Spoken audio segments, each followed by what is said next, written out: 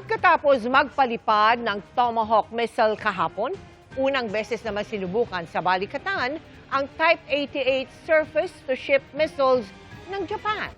Sa gitna niyan, sinagot ng Defense Secretary ang mga puna na militarization umano ang paggamit ng dayuhang missiles. Nakatutok si Chino Gaston. Tirikman at nakasisilaw ang araw sa Paway Sand Dune sa Ilocos Norte, kita pa rin ang pagsirit pataas ng dalawang Type 88 surface-to-ship missiles ng Japan Ground Self-Defense Force. Papunta sa isang target, mahigit 70 kilometers ang layo sa dagat. Pagkatapos ng ilang minuto, tinamaan ng dalawang missile ang BRP Quezon, isang World War II minesweeper na ginawang target sa maritime strike exercises sa Balikatan 2026. Nasundan ito ng mga rocket strike mula sa US High Mobility Artillery Rocket Systems o HIMARS. Bukod sa Japanese missiles at US rockets, pinuntarya rin ang barko ng mga FA-50 fighter jets at Super Tucano aircraft ng Philippine Air Force. Pinatamaan din ng mga kanyo ng BRP Miguel Malvar at Antonio Luna ng Philippine Navy at Canadian frigate na HMCS Charlottetown. Kabilang sa mga nanood ng maritime strike sa Paway, sina Defense Secretary Gilberto Teodoro Jr. at Japanese Defense Minister Shinjiro Koizumi. Ang Pangulong Bongbong Marcos naman, pinanood ang military exercises sa Campo Aguinaldo.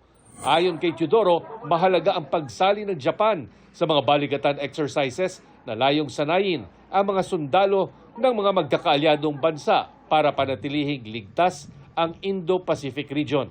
This is the first time our Japanese have also tested their Type 88 missiles.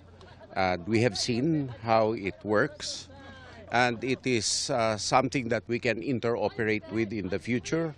It is something that we should integrate because they're using it, and it will only get larger in scope with more partners.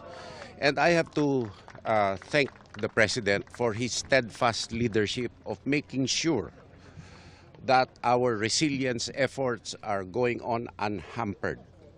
And his strong leadership has propelled us to converge and to interoperate and build deterrence for shared threats.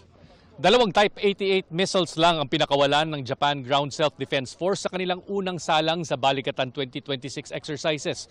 Pero malaking bagay na raw ito para sa pagpapaigting ng interoperability at sa kanilang pagsali sa mga military exercises sa hinaharap. Kahapon, nagpalipad din ng Tomahawk missile ang US mula Tacloban sa Leyte para tamaan ang target area sa Fort Magsaysay sa Nueva Ecija.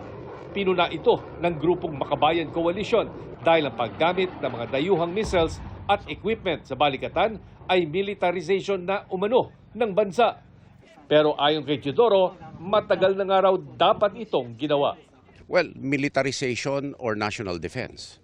There's always a claim of militarization, but it's under the control of civilian authorities. And these things should have been exercised and done a long time ago, this being an archipelago. And the claims of militarization are totally misplaced at this day and age when we are open, transparent with the exercises, save for operational security. Chino Gaston, Nakatutok, 24 Oras.